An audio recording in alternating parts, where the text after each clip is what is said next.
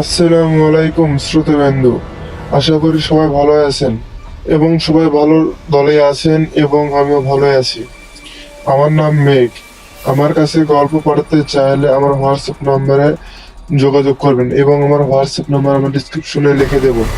এবং কারো কাছে যদি গল্প যদি থাকে তাহলে অবশ্যই জানাবেন এবং হোয়াটসঅ্যাপে নক দিয়ে দিবেন আমার। তো আর আমি বেশি কথা না বলে আমি গল্পটা শুরু করতে চাচ্ছি। গল্পটা আমার কাছে যেভাবে এসেছে, তো গল্পটার লেখক হচ্ছে মিস্টার হাসিব। পরী সংসার। রাস্তার পাগলিটা ধর্ষণ করার পর জানতে পারলাম সে একজন পরী। আসলে সে এটাই চেয়েছিল কেউ একজন তাকে ধর্ষণ করুক। এর কারণটা ধীরে ধীরে গল্পে বলবো। অফিস শেষ, রাত 1:45 বাড়িতে ফিরছিলাম। এমন মুহূর্তে পিছন থেকে একটি কণ্ঠ ভেসে আসলো। কি ব্যাপার মিস্টার হাসিব, বউকে বাড়িতে নিয়ে যাবেন না? পিছনে ঘুরতে দেখি সে পাগলিটা, যাকে আমি সপ্তাহখানেক আগে পাগলা কুত্তার মতো নির্যাতন করেছে। তখন আমার মন মানসিকতা এতটাই খারাপ ছিল যে কাকে কি করতেছি সেটা খেয়াল ছিল না। পিছনের দিকে ফিরে জিজ্ঞাসা করলাম, বউ মানে? কে আমার বউ? ওমা, তুমি আমাকে চিনতে পারছো না? পাগলি মেয়েটার কথা শুনে বেশ আশ্চর্য হয়ে গেলাম, কারণ এই পাগলি মেয়ে এত সুন্দর করে কিভাবে গুছিয়ে কথা বলছে ভাবতেছি। আর সে বলে উঠল, কি ভাবতেছেন? ভাবতেছি একটা পাগলি মেয়ে এত সুন্দর করে কিভাবে কথা বলতে পারে, আর তার কণ্ঠে এত সুন্দর হতে পারে কিভাবে? সত্যিই কি তুমি পাগলি নাকি অন্য কিছু? পাগলিটা হেসে বলল, হা হা হা হা। কি মনে হইতেছে তোমার বলো, এরপর আমি বলবো।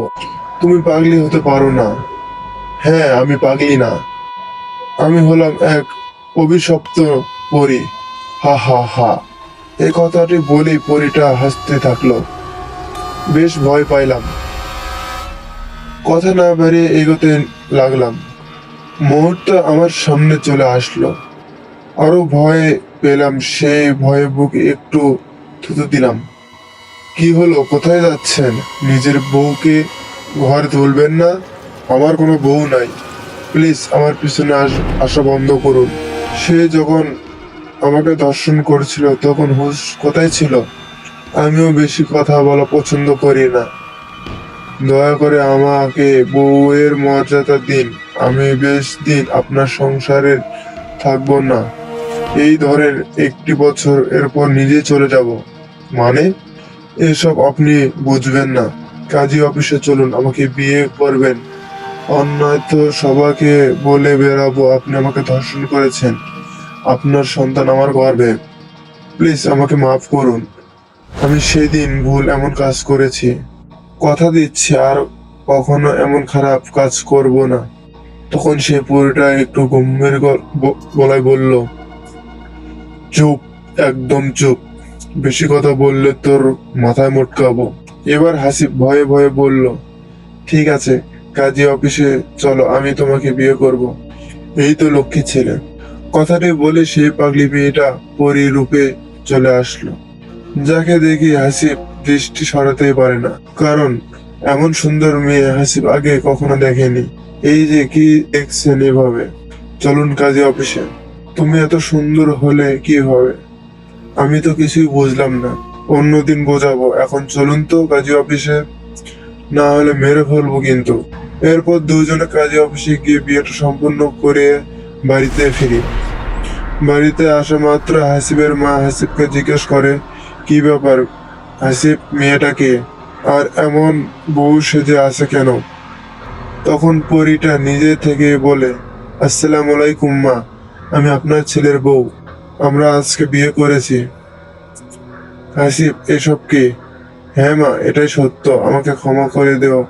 তোমার সম্মান রাখতে পারলাম না। আমি কি থেকে কি যে হয়ে গেল। হাসিবের মা রাগান্বিত চোখে বলে, তুই যদি এই মেয়েটাকে বিয়ে করবি তাহলে তোমার কি হবে? যার সঙ্গে তোর 1 সপ্তাহ পরেই বিয়ে। আমি জানি না। ঠিক আছে, রুমে যা, আমি দেখতেছি কি করা যায়। হাসিব পরিটাকে নিয়ে রুমে চলে আসলো। পরিটা বলে, তোমার নামের মেয়েটা আবার কে? তোমাকে আমি ভালোবাসি। ওর সঙ্গে আমার 1 সপ্তাহ পর বিয়ে কথা ছিল। বুঝলাম। আচ্ছা, তুমি পরি হয়ে আমাকে বিয়ে করলে কেন? আমি তো সাধারণ মানুষ, আমি একটা অভিশপ্ত পরি। আমার অভিশাপ কেটে গেলে আমি চলে যাব। কবে অভিশাপ কেটে যাবে? খুব শীঘ্রই যাবে। আমাকে আমার মা অভিশাপ দিয়েছিল, আমি যদি কোনো মানুষের সঙ্গে 1 বছর সংসার করতে পারি তাহলে অটোমেটিক অভিশাপ কেটে যাবে। কিন্তু এই 200 বছর ধরে আমি হাজারটা বিয়ে করেছি, কিন্তু কারোর সঙ্গে 2 দিন সংসার করতে পারিনি। বিয়ের পর শারীরিক মেলামেশার পরেই সেই স্বামীগুলি আমার মারা গিয়েছে।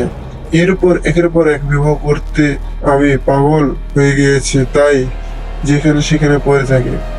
অনেক লোক আমাকে রাস্তার পাশে পেয়ে ভোগ করছে, তারা সবাই মারা গিয়েছে, শুধুমাত্র তুমি ছাড়া। পরিটার কথাটি শেষ করে পিছনে ফিরে তাকালাম। সে হাসিব। নতুন গল্প সবাই সাপোর্ট করলে পরবর্তী পার্ট অবশ্যই আসবে। ওয়াও, অসাধারণ স্টোরি হাসিব ভাই।